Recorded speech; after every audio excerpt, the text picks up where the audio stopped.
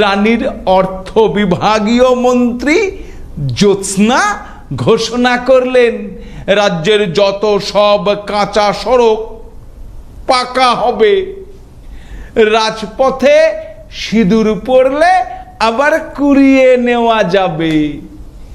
গ্রামে গঞ্জে ছড়িয়ে পড়ল রানীর প্রকল্পের কথা। বার্তাবহকের দল ঢেড়া পেটালো অলিতে গলিতে। তবুও সন্দেহ রইল নিন্দুকের দল। অতীত অভিজ্ঞতা তো ভালো নয়। রানীর কাজে না আচারলে বিশ্বাস করতে পারলেন না অনেকেই।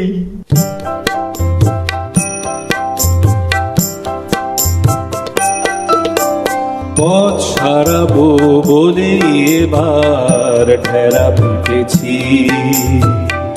পাকা পথের কথা আমি অনেক বলেছি। পথ সারাবো বলে এবার ঠেলা পেতেছি।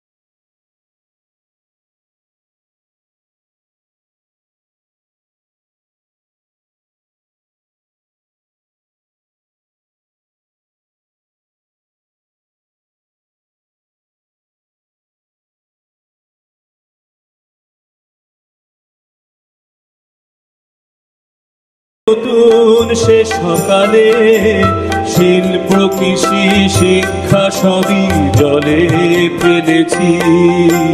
তাই তো এবার নতুন টুপি আমি দিয়েছি।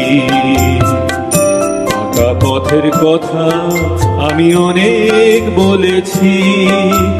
পথ সারাবো বলে এবার ঠেলা পেতেছি।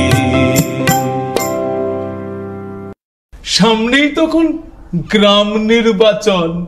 রানীর মুখের কথা মাটিতে পড়ার আগেই শুরু হয়ে গেল তোড়জোড়। ফিতে নিয়ে দৌড়ে এলেন মেজ নেতা, সেজ নেতা, ছোট নেতার দল।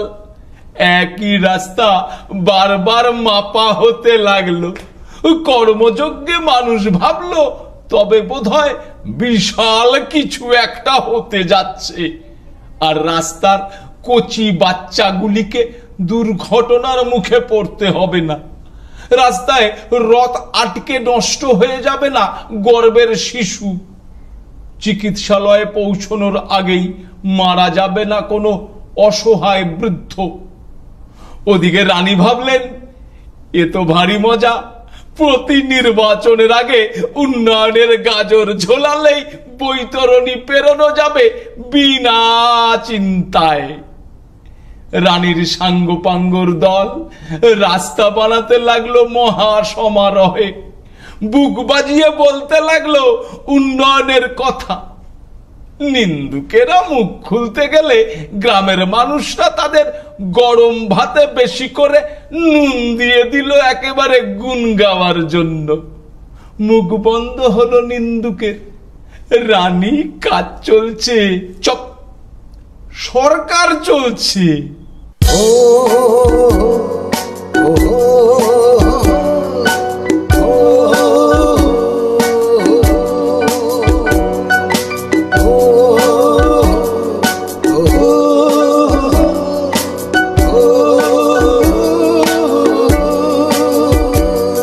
পথের গাজর ঝোলায় রানী তাতেই যাবে ভোট কেনা।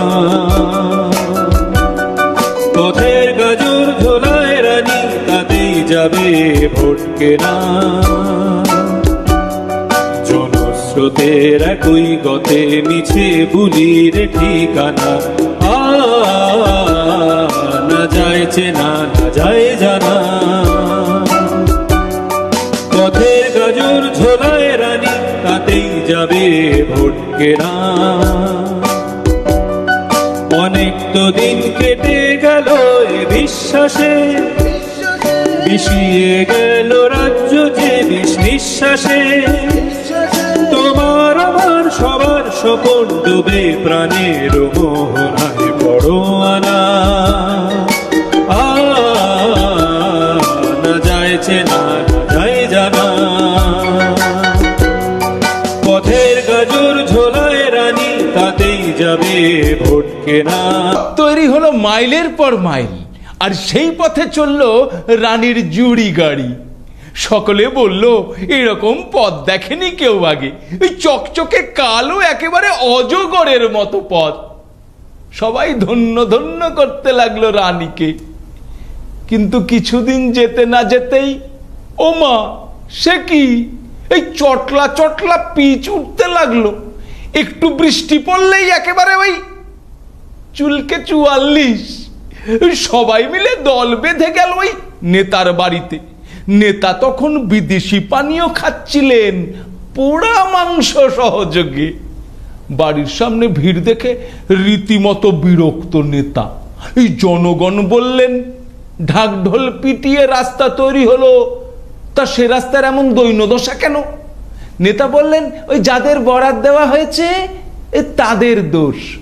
জনগণ এবার তাদের কাছে গেল। তারা বলল, যেমন মাল মিলেছে তেমন রাস্তা হয়েছে। এ দরজা ও দরজা ঘুরে জনগণ বুঝল প্রশ্নটা কমন, কিন্তু উত্তর মেলার কোনো চান্স নেই। তবে নেতার বাড়ির মার্বেলটা কিন্তু দামি এলো। রাস্তা দেখে ফের গোল খেলো জনগণ, ফের ভোট পেল রানী।